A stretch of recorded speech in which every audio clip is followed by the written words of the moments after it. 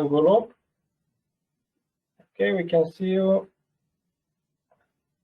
Dobar dan. Okay. Ivan, hello. Yeah, hello. You can hear me? Yes, we can hear you. Okay. Torej, moja predstavitev bo v slovenščini. Zahvaljujem se organizatorjem za povabilo.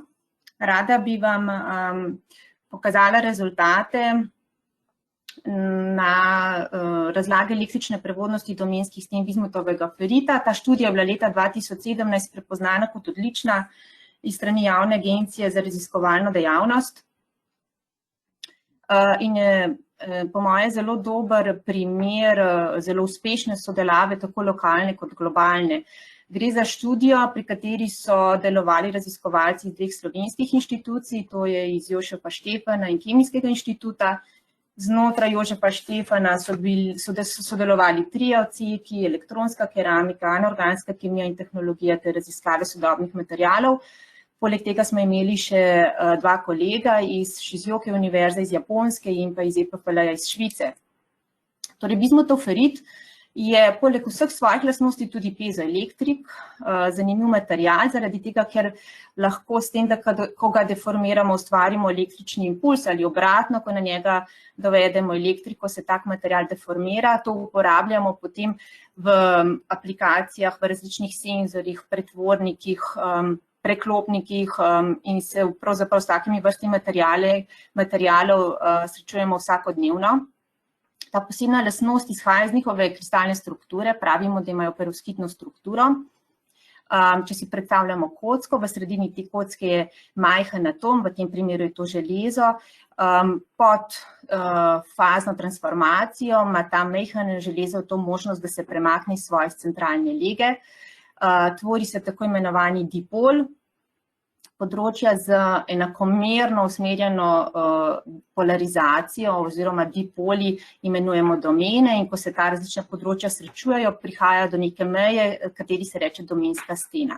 Ta domenska stena je izjemno zanimiva iz stališča strukture, to je neka majhna nanometrska tvorba, ki ima pa ponavadi lahko različne lastnosti kakor matrični material.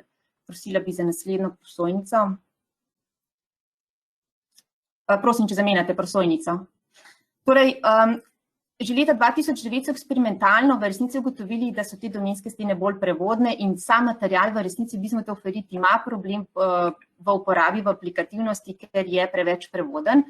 Ni bilo pa jasno, kaj je ta mehanizem, ki izhaja kaj je mehanizem te prevodnosti na domenski steni, zato smo se odločili, da kar direktno pogledamo na domensko steno in pogledamo, če so kakšni defekti gor, ki nekako lahko povzročajo to prevodnost. No, to nam omogočajo naprave, ki seveda vidijo, ki imajo možnost atomske resolucije. Na srečo imamo dostop do takega mikroskopa na Kemijskem inštitutu. Z persevno vrstično elektronsko mikroskopijo smo poanalizirali te domenske stene. Na tej prosojnici vidite en tak primer slike.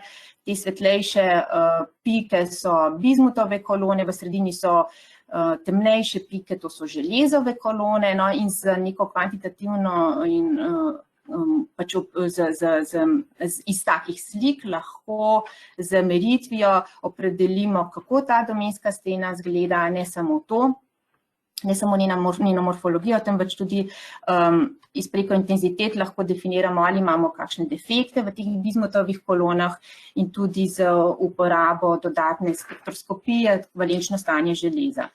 Rezultat teh analiz je bil, da v resnici poznamo tipe defektov, ki segregirajo na domenskih stenah, to so bizmutove vakance in pa elektronske luknje, ki so povezane z prisotnostjo železa 4+ na teh domenskih stenah in te elektronske luknje so pravzaprav vzrok te povečane prevodnosti.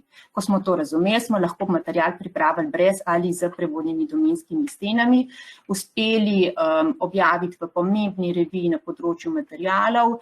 Moram reči, da še do zdaj dobivamo zelo dobre odzive na naše delo. Kako vidimo to v bodoče, nekje bi bilo to zelo uporabno, predvsem zdi se nam, da so ti rezultati uporabni v nanoelektroniki.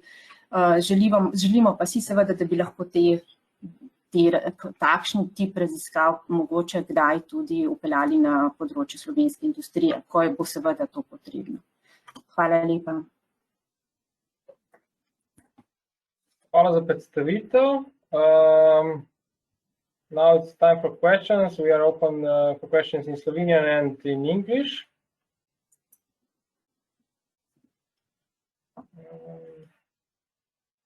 Okay, no questions, so we will continue with the next presentation.